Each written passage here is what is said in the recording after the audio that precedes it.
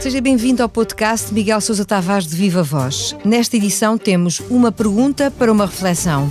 Falamos dos últimos dias da guerra na Ucrânia, do encontro Biden-Xi Jinping, com uma passagem rápida pelo Qatar e acabamos num improviso que vai ser revelado na parte final. Vamos a isto, eu sou a Paula Santos.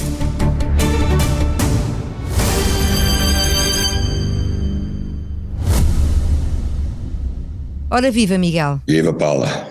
É tempo de perguntar se estaremos a assistir a uma pausa na loucura. É a sua pergunta. Acredita que pode ter chegado finalmente o tempo de dar uma oportunidade às negociações de paz na Ucrânia? Ou, como escreve, esta é a altura certa para desbloquear uma guerra que só interessa aos poucos que estão a ganhar milhões à custa dos milhões que estão a ser sacrificados? Eu acho que sim, quer dizer, nunca há mais alturas para pôr fim a uma guerra. E esta guerra já se percebeu que ou se aproveitam as oportunidades, e esta é uma oportunidade para tentar desbloquear a situação e encaminhar um acordo de paz, ou então é uma guerra para continuar indefinidamente sem solução militar à vista. Quando as guerras não têm solução militar à vista, a única solução é diplomática e, portanto, é disso que se trata. E eu penso que começa a haver um consenso alargado, quer na Europa, quer nos Estados Unidos, quer do lado russo, que só falta ao lado ucraniano, de que há condições neste momento para negociar. Os russos estão num impasse militar, a retirada de Kherson é sinal disso, os ucranianos que tinham registado grandes progressos militares estão neste momento a sofrer as consequências da nova estratégia russa, que não é confrontá-los no terreno militar, mas sim destruir as infraestruturas civis, sobretudo as infraestruturas energéticas, e condenar a Ucrânia a ficar às escuras e a ficar ao frio agora que se aproxima o inverno. Portanto, neste momento, ambas as partes poderiam ter interesse em negociar, desde que haja vontade em negociar. Vale a pena olharmos mais de perto para o que aconteceu esta semana com a queda de um míssil do lado polaco e o sobressalto internacional que isso provocou. Rapidamente se inflamaram as opiniões, mas o tom mais agressivo acabou por se diluir. Acabou porque, felizmente, os Estados Unidos tinham informação privilegiada e Joe Biden, desta vez, conteve-se, teve uma atitude de tranquilidade, de cautela. Desde o início que os Estados Unidos disseram que estavam a investigar, não tomaram posição, ao contrário do que fez logo o secretário-geral da NATO, que é aquilo que os americanos chamam de trigger happy, que é que dispara rapidamente, e daquilo que fez o presidente da Ucrânia, Zelensky. Aliás, Notícias 2 dizem que os Estados Unidos repreenderam Zelensky pela sua precipitação e por continuar ainda a afirmar, contra todas as evidências, que o míssil foi disparado pelos russos e não pela defesa antiaérea ucraniana. Aconteceu que, de facto, rapidamente, e inclusive nas nossas televisões em Portugal e não só, houve uma histeria imediata de um míssil, passou-se a dizer que eram 2 mísseis, declarou-se imediatamente que eram russos e de um acidente passou a falar-se de um ataque russo à Polónia. Ora, um mínimo de bom senso e de cautela teria levado as pessoas a pensar, primeiro, que a Rússia não tinha nenhum interesse em desencadear uma guerra contra a NATO. Há 300 mil soldados da NATO na fronteira oriental da Europa, portanto à roda da Rússia. Tem havido imensa cautela de ambos os lados em não envolver a NATO numa guerra direta contra os russos e vice-versa. E por outro lado, se a Rússia quisesse atacar a Polónia, certamente que não ia atacar uma quinta agrícola 6 km dentro da fronteira da Polónia, uma coisa que não fazia nenhuma espécie de sentido. E portanto essa histeria não tinha qualquer razão de ser. Eu vi rapidamente, 2 horas depois já se falava no artigo 5º do Tratado da NATO e que íamos para a guerra e já se falava em possibilidade de ataques nucleares e tudo, quer dizer, uma falta de bom senso, uma falta de calma, uma histeria que verdadeiramente me leva a pensar que infelizmente ainda há pessoas que estão interessadas na guerra e há pessoas que estão demasiado interessadas na guerra que não medem devidamente os perigos do que está envolvido. E que ainda há muitos nervos à flor da pele, não é, Miguel? Neste processo todo também. Felizmente aconteceu que 2 coincidências boas. Uma é que Joe Biden teve calma suficiente E segundo, estava reunido com os líderes mundiais no G20 e, portanto, ele rapidamente pôde explicar aos seus parceiros aquilo que estava em causa e houve uma atitude então aí de bom senso geral que travou o desenvolvimento da histeria. Mas fica o aviso, até porque não é de excluir que de facto qualquer dia haja um míssil russo que seja mal calculado e ultrapasse as fronteiras da Ucrânia e possa cair na Polónia ou noutro país vizinho da Ucrânia. Não é de excluir porque os acidentes existem e nessa altura é preciso ter nervos de aço e calma para distinguir o que é um acidente do que é uma provocação. No seu artigo de opinião esta semana no Expresso, o Miguel refere-se também a um importante encontro entre os presidentes dos Estados Unidos e da China, que assim retomaram os contactos com o peso que isso tem em termos de geopolítica e, sobretudo, com o contraste com o passado recente. Foi um encontro decidido em cima da hora, eles guardaram um segredo sobre isso, o que quer dizer que mesmo nas horas mais negras a diplomacia continua a funcionar, os telefones vermelhos continuam a funcionar. E surpreendentemente, depois da visita em agosto de Nancy Pelosi a Taiwan, que tinha posto as relações sino-americanas no ponto zero, foi possível desbloquear essa situação. Não sei quem é que terá dado o primeiro passo, mas é alta diplomacia isto que aconteceu, conseguir juntar durante 3 horas Joe Biden e Xi Jinping. Também ajudou o facto de eles serem conhecidos de longa data, porque já se tinham encontrado muitas vezes quando Biden era vice-presidente e mesmo antes disso, e conseguiram pelo menos retomar conversas ao mais alto nível em 2 pontos que são importantes, que é o aviso da contenção de armas nucleares de parte a parte e retomar a luta contra as alterações climáticas de que a China se tinha retirado depois da visita de Nancy Pelosi a Taiwan. Ao mesmo tempo, eu também falo do meu artigo, e sem que ninguém tivesse dado por isso, houve um passo muito importante nas relações da Rússia com os Estados Unidos, que foi o retomar das negociações START para a limitação das armas nucleares estratégicas. As armas nucleares estratégicas são aquelas capazes de voarem ao longo do Atlântico e atingirem o outro continente. Portanto, são aquelas que podem diretamente atingir a Rússia disparadas dos Estados Unidos e vice-versa.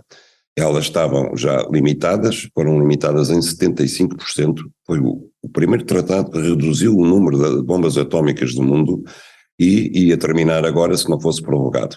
Essa prorrogação tinha sido suspensa e, portanto, agora retomou-se com vista a manter essa suspensão de proliferação de armas nucleares estratégicas. Isso significa que mesmo com a guerra da Ucrânia e mesmo com o ambiente tão tenso entre os dois lados da antiga Guerra Fria, que agora se pode chamar de Nova Guerra Fria, ou continuação da anterior Guerra Fria, é possível, ao mais alto nível, que os dirigentes negociem aquilo que é o mais importante, que é não carregar no botão nuclear por dar cá aquela palha.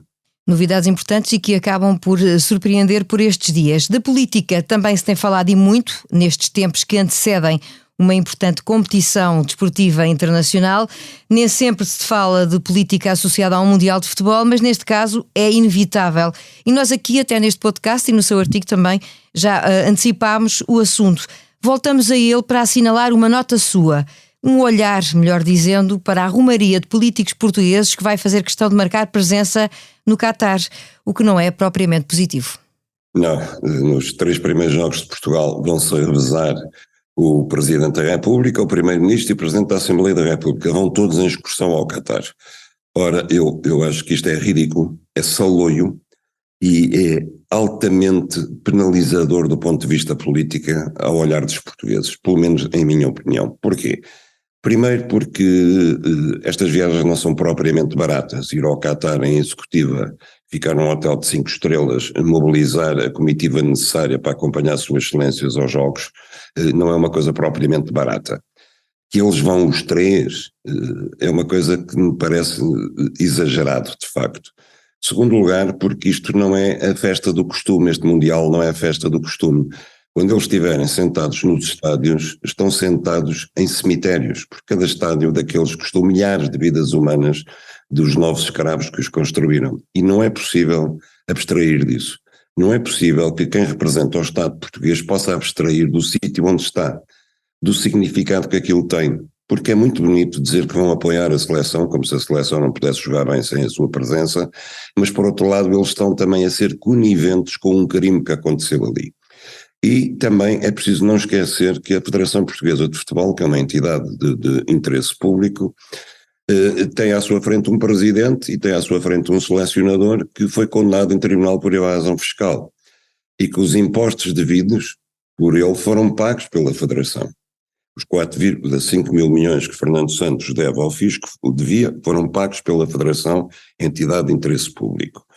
E por outro lado, a nossa Federação Portuguesa de Futebol foi daquelas que, interpelada pela Human Rights, para saber se estava disponível para tomar uma iniciativa para que os lucros da FIFA e das próprias federações com o Mundial revertessem em parte para dar uma indenização às famílias dos 7 mil trabalhadores que morreram a construir os estádios, a nossa federação nada respondeu. Em 3 meses não respondeu a nada. Portanto, parece que para a federação também é indiferente o que se passou no Qatar e é indiferente o que representa ir jogar naquelas circunstâncias. Ora, eu acho que tudo isto é lamentável e é impossível não extrair lições políticas deste Mundial de Futebol. Nós vamos jogar o Mundial, outra coisa não era de esperar, eu não defendo que se boicotasse o Mundial de Futebol, embora já se tenham boicotado Jogos Olímpicos e Mundiais por coisas menos do que isto. Agora, também não se pode ir para lá como se nada fosse, como se fosse business as usual, vamos fazer a festa, vamos todos apoiar a seleção, vamos todos apresentar Portugal, como se nada mais tivesse acontecido. Não, este Mundial de Futebol, como eu já escrevi no Expresso, é um Mundial da vergonha e, portanto, os nossos altos dignatários, altos responsáveis da nação, deviam ter isso em conta antes de se lançarem entusiasticamente nas suas excursões habituais. Fechamos este olhar sobre o artigo que pode encontrar nas bancas. É tempo de seguirmos para o improviso. A semana fica marcada pelo lançamento do livro do jornalista Luís Rosa, uma biografia de Carlos Costa, ex-governador do Banco de Portugal. Carlos Costa acusa António Costa, o primeiro-ministro, de ter feito pressões que envolveram o nome de Isabel dos Santos e de ter tomado decisões importantes sem o ter informado. António Costa desmente e anuncia que vai processar o antigo governador, embora pelo meio lhe tenha enviado um SMS. Alguém sai bem desta história, Miguel? Não sei se alguém sai bem, mas o Dr. Carlos Costa não sai bem, com certeza. Vamos lá ver, o Dr. Carlos Costa presidiu ao período mais negro da banca portuguesa e, fundamentalmente, o que ele fez foi não ter dado por nada de mal do que se estava a passar na banca, no Banco Espírito Santo, no Banif, em toda a banca praticamente teve problemas, no Banco Privado Português, etc. Em tudo ele veio dizer que não tinha poderes de supervisão, que não sabia, que não podia, que não acontecia, que havia parceiros jurídicos que o contrariavam, etc. O que acontece é que, de facto, a banca portuguesa custou aos contribuintes um número incalculável. Ninguém pagou mais per capita para a banca portuguesa do que os cidadãos e os contribuintes portugueses, e esse período foi o período em que Carlos Costa foi governador do Banco de Portugal. É preciso não esquecer também que ele é reconduzido pelo governo de Passos Coelho na iminência de novas eleições, onde, como veio a acontecer, era possível que o governo mudasse de mãos. E, portanto, o Dr. Carlos Costa deveria ter tido a cautela de não ter aceito ser reconduzido antes de saber o desfecho das eleições e se o novo governo que ia entrar em funções estava de acordo em que ele tivesse novo mandato. Não o fez. E esse é o pecado original do seu segundo mandato, porque a partir daí é evidente que ele tem uma guerra surda com o novo governo. Agora, quando alguém é governador de um banco central e está em guerra com as autoridades governamentais desse país, das duas uma, ou torna a guerra pública e assume a guerra frontalmente, ou se demite. Ele não fez nem uma coisa nem outra. E o que vem fazer agora, quase 10 anos depois, é travar a guerra a posteriori. Vem agora dizer aquilo que não disse na altura. Vem agora dizer aquilo que o deveria ter levado a demitir-se na altura e não o fez.